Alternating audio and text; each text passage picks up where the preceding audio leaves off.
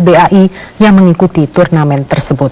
Hal itu diungkapkan Menpora Imam Nahrawi dalam kunjungan kerjanya ke Melabuh, Kabupaten Aceh Barat. Menpora menyebutkan pengusiran tersebut memiliki latar belakang tertentu karena dilakukan jelang pertandingan semifinal. Menurut Menpora, seharusnya AFC dan FIFA tegas dengan sanksinya dengan tidak memperbolehkan tim Indonesia bertanding sejak awal, bukan menjelang semifinal setelah mengalahkan tim tuan rumah Malaysia. Di babak penyisihan grup, tim anak-anak Indonesia menghancur leburkan tim calon juara dari Jepang, Jubilo Iwata 2-1. Kemudian berturut-turut mengalahkan tim tuan rumah TAPS Kuala Lumpur 2-1 dan penyisihan terakhir mengalahkan Australia 3-2. Setelah mereka masuk, setelah mengalahkan tuan rumah, saya curiga itu modus kan. Setelah tuan rumah Malaysia kalah, baru mereka mencari celah untuk ngusir gitu. Saya menyesal dengan peristiwa itu. Mestinya kalau memang AFC FIFA tegas dengan sanksi itu dari awal sudah nggak boleh mengikutkan negara yang kena sanksi. Tapi kenapa kok bisa lolos seleksi kan setelah mengalahkan Malaysia tuan rumah? Nasional Borneo Cup di Kinabalu, Malaysia karena diusir pihak AFC akibat sanksi FIFA terhadap Indonesia.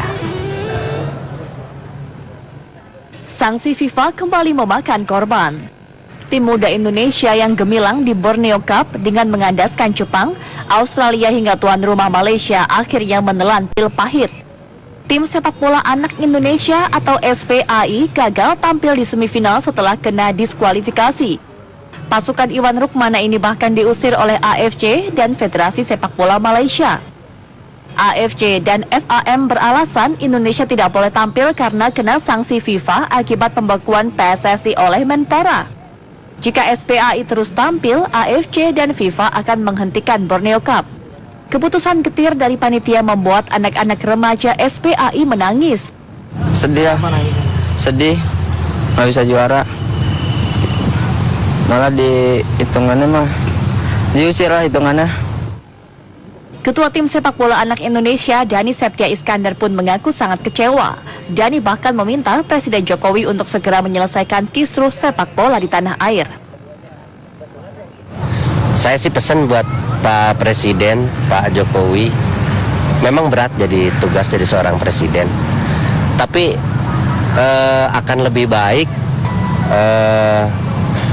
menyelesaikan satu persatu yang dianggap memang sangat vital, terutama ya taruhlah misalkan persepak bolaan di Indonesia lah.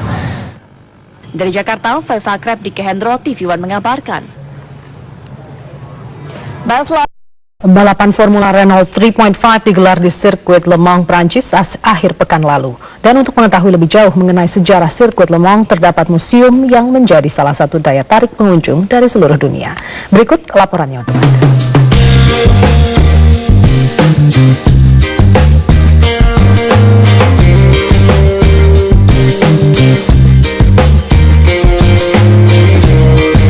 Sirkuit Le Mans yang terletak di Prancis adalah salah satu sirkuit bersejarah di dunia.